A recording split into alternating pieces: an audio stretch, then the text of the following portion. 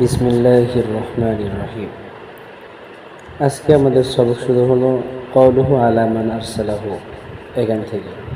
এই সবকের ভিতরে উস্তাদজি দামাত বারকাতুহুল আলিয়া তাকরীর বলছেন। সে তাকরীরগুলো হলো যে লাম ইউসাররাহ বিইসমিহি সাল্লাল্লাহু আলাইহি ওয়াসাল্লাম তাযীমান ওয়া ইজলালান, অর্থাৎ লাম ইউসাররাহ বিইসমিহি দ্বারা শারেহ রহমতুল্লাহি আলাইহি এখানে একটা সওয়ালে মুকদ্দারের জবাব দিয়েছেন।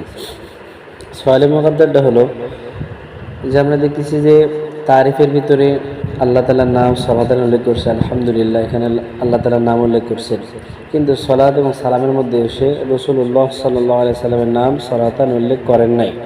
তো এখানে আল্লাহর নাম উল্লেখ করলেন, এখানে রাসূলের নাম উল্লেখ করলেন না কেন? এটা হলো আমাদের প্রশ্ন। এই প্রশ্নের দুইটা উত্তর দেবেন।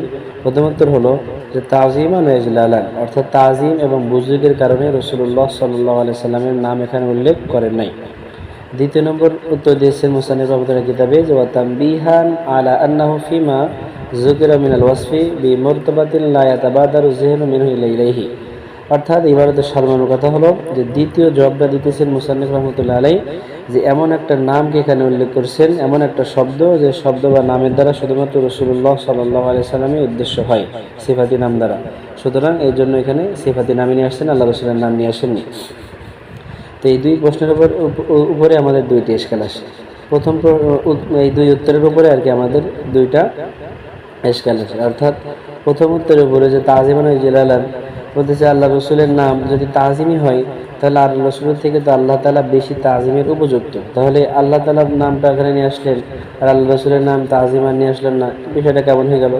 আবার দ্বিতীয় উত্তর যে দিলেন তানবিহান, অর্থাৎ আল্লাহ রসুলের সিফাতের নাম ব্যবহার করছেন। তো দ্বিতীয় উত্তরের ভিতরে একটা এশকাল পয়দা হইতেছে যে আল্লাহ তাআলারও তো অনেক সিফাতের নাম আছে, হাইয়ুন, সামিউন, বাসিরুন, এগুলা। তো এই সমস্ত নাম যদি এখানে ব্যবহার করতো তাও তো ব্যবহার করেননি। তা আল্লাহ তাআলা সিফাতের নাম ব্যবহার করেননি, রাসূলের সিফাতের নাম ব্যবহার করছে। এই হলো আমাদের প্রশ্ন। তো এই দুই প্রশ্নের উত্তরে আবার দুইটা উত্তর দেবেন। প্রথম উত্তরটা হলো যে মুসান্নিফ রাহমাতুল্লাহি এখানে যে রাসূলুল্লাহ সাল্লাল্লাহু আলাইহি ওয়াসাল্লামের নাম উল্লেখ করেন না, এই জন্য এটা কোরআনের ইত্তেবা করেছে। কোরআনের ইত্তেবা কিভাবে? তা আল্লাহ তাআলা কোরআনের ভিতরে সূরা ফাতিহার ভিতরে আলহামদুলিল্লাহি রাব্বিল আলামিন, এখানে আল্লাহ তাআলা নিজের নামকে এখানে সরাতান বলেছেন। কিন্তু কোরআনের আর এক আয়াতে আল্লাহ তাআলা বলছেন ইন্নাল্লাহা ওয়া মালাইকাতাহু ইউসাল্লুনা আলান নবী, অর্থাৎ এখানে আল্লাহ তাআলা ইউসাল্লুনা আলান নবী বলছেন, ইউসাল্লুনা আলা মুহাম্মাদি বলেন নাই। সুতরাং এখানে আল্লাহ নবীর নামকে অর্থাৎ মুহাম্মদ সাল্লাল্লাহু আলাইহি ওয়াসাল্লামের নামকে উল্লেখ করেন নাই, এখানে যেমন বোঝাইছেন আর কি। সুতরাং মুসান্নিফ রাহমাতুল্লাহি এরকমভাবে আল্লাহ তাআলা কিতাবের কোরআনের ইত্তেবা করিয়া এখানে রাসূলুল্লাহ সাল্লাল্লাহু আলাইহি ওয়াসাল্লামের নাম নেন নাই এবং হামদের ভিতরে আল্লাহ তাআলার নাম উল্লেখ করছেন।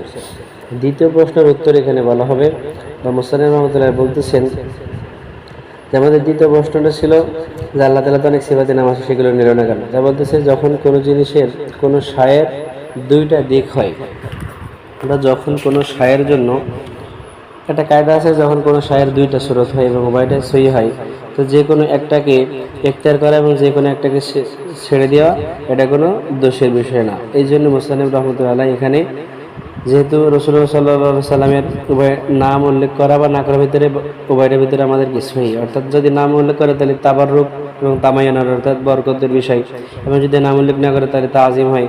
তো সুতরাং এখানে মুসান্নিফ রাহমাতুল্লাহি নাম উল্লেখ করেন না, অর্থাৎ তাজিম এবং বুজুর্গের এতেবার করিয়া, যেহেতু উভয়টাই সহি সে হিসেবে যে কোনো একটা নিলেও কোনো সমস্যা নাই। এই জন্য যে কোনো একটা মুসান্নিফ রাহমাতুল্লাহি এখানে ইখতিয়ার করছে।